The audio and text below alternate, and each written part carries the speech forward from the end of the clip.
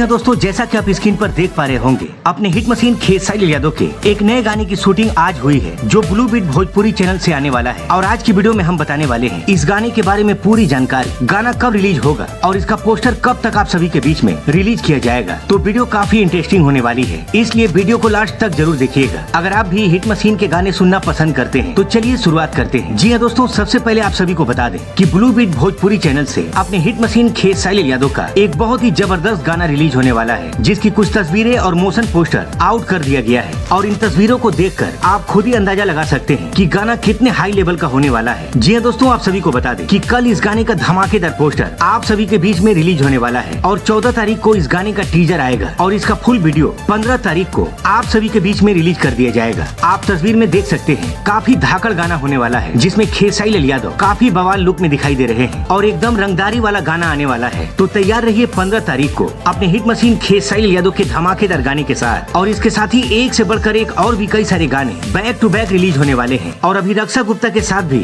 एक जबरदस्त गाना आने वाला है, जिसके शूटिंग लोकेशन से कुछ वीडियो क्लिप सामने आए हैं। तो दोस्तों, आप ब्लू बीट वाले गाने के लिए कितने ज्यादा एक्साइटेड हैं, हमें कमेंट बॉक्स में बताना मत भूलिएगा। मिलते हैं इसी के साथ अगली वीडियो में, तब तक के लिए जय हिंद, जय भोजपुरी।